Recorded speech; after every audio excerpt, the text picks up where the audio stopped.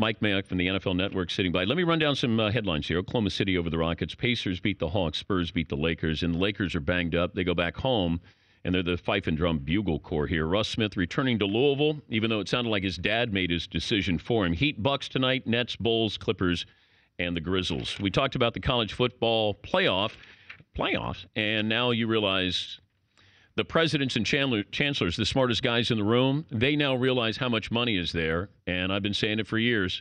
Everybody can benefit here, but they're in bed with all of these bowl committees. And now we're moving away from that. So the smart presidents who are running your universities have decided, wow, we can make our money here. And you know what? They had to put in language in the contract to prevent these guys from being idiots, basically, because you have a Final Four. Now they're going to go to 8 and then 16. That's when it gets ugly, and that's what I don't want to see. All right, Mike Mayock covering the NFL draft with how many hours are you guys on the air? I think I saw a number like 47. I have no idea. Okay. By the way, can I jump in there real quick on that playoff thing? Yeah. I couldn't agree with you more, and I thought your synopsis was perfect. And do you realize it's the only sport in all of college athletics where a Division I athlete can't compete for a true national championship? I mean, women's soccer, men's baseball, lacrosse, diving, pick a sport. They all finalize it on the field. And it's the biggest joke I've ever seen in my life. And you're exactly right. It's the schools in bed with the bowls. I can't stand it. Well, they wanted the integrity of the bowl and the pageantry of these bowl games. And I said, nobody cares who wins the Outback Bowl. But if you can tell me I care a little bit more about the Chick-fil-A Bowl, because then somebody's going to be playing the winner of the Orange Bowl for a national championship berth, now you got my attention. But these guys will be idiots. Guaranteed. They got a Final Four, or whatever you're going to call it. Right. And they're going to see how much money, attention. It's an upside for everybody. Now we care about these bowl games. It's a joke. I could give you an easy way to do a 8 or 16 team playoff, and it's over on January 1st. And we can make everybody happy, and everybody makes a lot of money. Everybody wins, but you're right. The contract better be idiot-proof. Mike Mayock from the NFL Network joining us here. I said that this was not a bad draft. It was a boring draft. Now, just on paper from Star Power, because this is reality TV tonight. See, I get frustrated, and I agree with you. I think the normal guy, and every host and play-by-play guy I've ever worked with is number one, New York-centric, and number two, quarterback-centric. Yeah. And you get frustrated. You guys love it when it's Luck and RG3 at the top, when to me, there's no drama there. I knew they were at the top. They're franchise quarterbacks. They might bust, they might not, but they're going 1 and 2. This year, nobody has any idea who's going where. And because it's a fat boy draft, because we're going to get 5 or 6 offensive linemen in the first 10 or 12 picks, everybody says it's boring. I think there's more drama because we don't know. And even though it's not as good a first round as past years, I think there's way more depth. So I'm not trying to spin it. This is what I truly believe. Well, and you're looking at the picks that have the most intrigue. Where's Geno Smith going? Manti Te'o, and what do the Jets do? And if the Niners load up, they bundle some of those picks and go up a little bit higher in the draft. But why is that so sexy? I mean, that is I don't even have to look at my rundown tonight in the first segment, and I'll tell you that's exactly what we're going to hit on. That same thing. Now, there's a defensive back from the University of Houston named Hayden, who's number one, DJ Hayden. He's number one on my board at corner.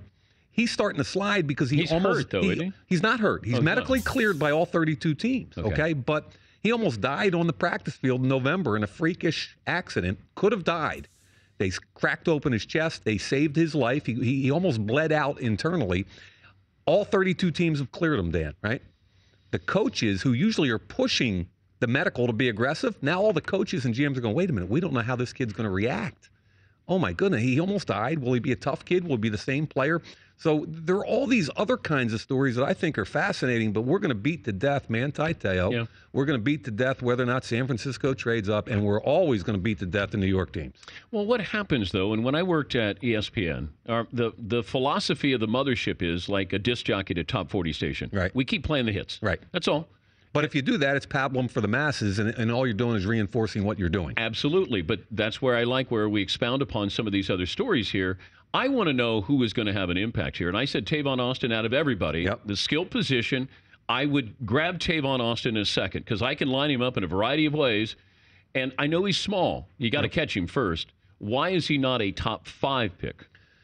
Why is he not a top 5 pick? I would have told you 2 months ago he wouldn't have been a top 25 pick because teams were having trouble coming to grips with a 173-pound player. And you know how GMs and head coaches are secure people. They want to know a comp. Who's the comp in the league? And they can't find one for this kid. It's really been fun watching. Well, they tried to connect it to Percy Harvin. I said, Percy Harvin's 25. jacked. He's 25 pounds heavier. Big difference. It's a huge difference. Then they went, well, Deshaun Jackson. Well, he's 3.5 inches taller.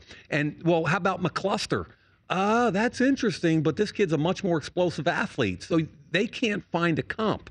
So the kid's slowly been ascending because what's happening is, as opposed to Cordero Patterson, who's the one you'd really like from Tennessee because he's 5 inches taller, 45 pounds heavier, and just as explosive, believe it or not, with the ball in his hands as Tavon Austin, but he's immature and maybe a rep guy. So all of a sudden, teams are getting to know Austin. They love the kid. Tough kid, loves the game, never been in trouble. So this kid's been slowly ascending. And to get to your question, if somebody took him in the top 5, I'm all in. I got him going Buffalo at 8. We have his coach, Dana Holgerson, who's going to join us in the man cave here. We'll talk about Geno Smith. How does a kid prove that he has a good work ethic? Geno Smith got ripped because he's not a leader and not a good work ethic. Is that true?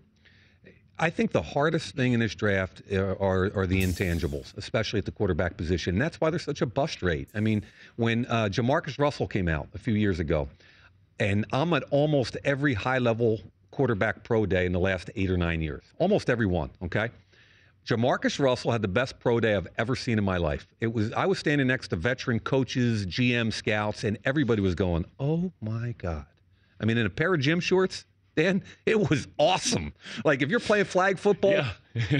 He's my guy. I'm in 100%. And I went on the air after his pro day and said, I can't take him in the first round because the kid doesn't like football. He likes money.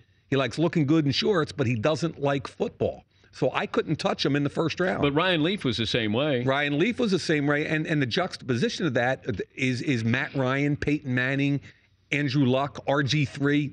You got to find guys, and I hear this more and more now, you got to find guys that genuinely love the game. They don't love the money as much. They love the game of football, especially at the quarterback position.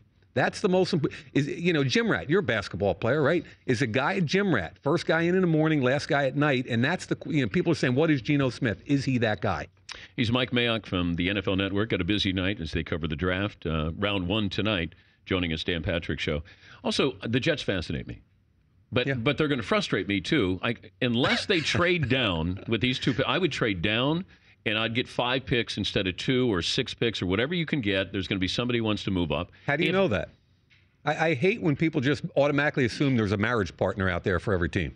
Well, I would try to move down. Okay. Yeah. I mean, there might not be somebody on the board that the Niners want. So if Tavon Austin's there at 9. Oh, I'm grabbing him. Okay. So that's first. If Eifert, okay, go ahead. Tight end at Notre Dame, I'm grabbing him. I'll take both of those guys and give Sanchez some toys here. I'm in. So that just ruined your whole theory about trading down. But it's the Jets. I'm educated. I'm smart. It's the Jets. That's the problem, Mike. I'm trying to predict the unpredictable. No, I'm with you. If Austin, I want Austin and/or Eifert, no doubt about it. Now, if I can get one of those guys at 9 and an opportunity to trade down and kind of double down on picks, I'm in there also. And I'd also like to get a quarterback in the 2nd or 3rd round. And I think I can. Can you bring in another quarterback to that mess with the Jets? What mess?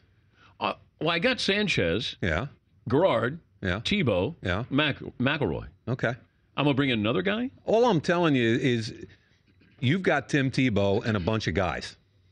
Would you start Tebow? I mean, not Tim Tebow, excuse me. You got Mark Sanchez and a bunch of guys, okay? Okay. And I want to bring in somebody that I think can push this kid, Sanchez, who I don't think's been pushed enough. Why wasn't Tebow brought in? No, Tebow's a different animal, and that's a whole different conversation. And to be honest with you, there was a disconnect between management and the coaching staff. You can't bring the kid in and then not use him in what he does best, which is that whole Wildcat thing. You can't do one without the other. So that was a waste of time.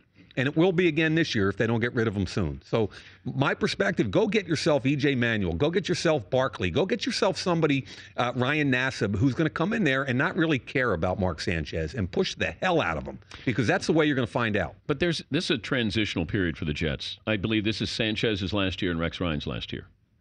Yeah. And I believe that somebody else is going to call these picks tonight. and over the weekend for the Jets, not Rex Ryan. And we're all forgetting that they went to the AFC Championship game 2 years in a row with that head coach and that quarterback. And was he propped up? But you had a running attack. I just said, is he propped up? Absolutely. And they played great defense and they ran the football. Now, I really believe that they've got a chance. And by the way, people are talking about an edge rusher also, a Ziggy Ansah or Deion Jordan, which makes some sense at 9 or 13 too. But again, if you can prop Sanchez up, and I watched the kid play a lot of college football, I believe he's got the skill set to be a quarterback in the NFL. This is his make or break year, along with his head coach. And I want to bring somebody in to push him. And if it's a bad year, they're all gone next year, I hear you. But let's give him an opportunity. Tyrann Mathieu. Honey Badger. I like how character will matter in the first round. In the third round, character doesn't matter. Like you can test positive. We won't take you in the first round, but third round, I'll take a chance on a guy who, Well, I mean, think about it. It's risk reward. There's a hell of a lot more money at stake in the first round than the fourth round. This guy lost count of how many drug tests he failed. I know he did. I'm not drafting him, but how about you wouldn't take a chance? I wouldn't go near him. Now Deion Sanders tells me he's a first round pick, and Deion, that's fine. That's Deion. I think he's going to go in the fourth round. That's where I think he's going. And after this week, he might not even go in the. I mean, you talk about a honey badger not changing his spots. Are you kidding me? I mean, it's crazy. Talented kid, and I think if you do get him there, third or fourth, this is what the Patriots do. They're always sort of searching for that guy. Fell through the cracks there, slipped because of drug rumors.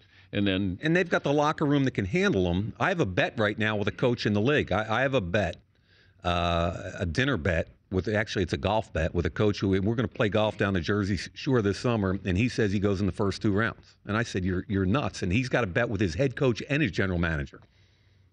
Pretty interesting. You know what? A ton of talent, but I just can't. I can't have a character guy like that. Or I'm always worried that phone call late at night. Right. I just can't. I don't care how good you are. There's always the possibility. Like Michael Irvin was a get a call in the middle of the night guy. Yeah. But he was unbelievable on the field with the Dallas Cowboys. I don't know how well Honey Badger is going to be, and right. I don't think he's going to be good enough for me to overlook that. Michael Irvin was he was great on the field, and the teammates loved him. And another guy, T.O. T.O. might have been a pain in the butt, but he never got arrested. And when you practiced, if you watched him practice, nobody worked harder on the practice field than T.O. Who should be the number one pick tonight? Not who will be, but who Eric should. Fisher. Okay. I mean, on my top 100 list, he's number 1. So I'm assuming that Andy Reid sees the same thing I see. Did you look at if Johnny Manziel was in this draft? Touchdown, Johnny Manziel. Would he be the number 1 quarterback? I have no idea. I know you haven't broken down tape. You got to do these guys specifically. Okay, like Geno Smith, I charted every throw he made for 8 games. I'll tell you one thing. The best thing Johnny Manziel is, he's a deodorant. You watch his tape, I mean, Texas, because that tackles, everything that stinks on that offense, he makes it smell good. He's really a good football player. So he's Johnny Deodorant. Johnny Deodorant. He makes everything stinky smell good. All right, go back to your hotel room. Mike, we appreciate you stopping by. Nominated for an Emmy, by the way. Now, NFL Network, 47 hours of coverage, 2013 NFL Draft. You got War Room camera. You got it all here. Didn't you steal an Emmy last year? Bob Costas. I think I was there. Yeah, I watched you jump up there. People didn't think Bob was in the audience. Did you have a cocktail that night? No, I did not. You did not? No. You did that sober? Yes. That was sweet, man. Because Costas was there, and I'm so sick and tired to listen Bob give his Emmy acceptance speech. I'm going to do that with Collinsworth in a couple weeks. You congratulate him Are you again. calling the shot? Oh, you think Collinsworth wins it? Oh, yeah. Oh, okay. You already know. Wait, am I winning this year? I'm nominated this year. Well, I know. I voted for you. Am I on your big board? I'm going to give you a present, as a matter of fact. I got a 7-round stack for you, offense and defense. Something to play with, fellas. Look at the guys over there. See, I want you to sign this, though. All right. And then we'll follow it. I'll put it up in the man cave. I'll tell you right now, you're going to laugh at me because it's going to be so bad. You're going to laugh at me, but that's do what I do like call this, like Gruden would do. They put the plays over. Blue right 27, Z shuffle blue. Yeah, you can do that. All right. Thanks for stopping by. My pleasure, guys. Thank you.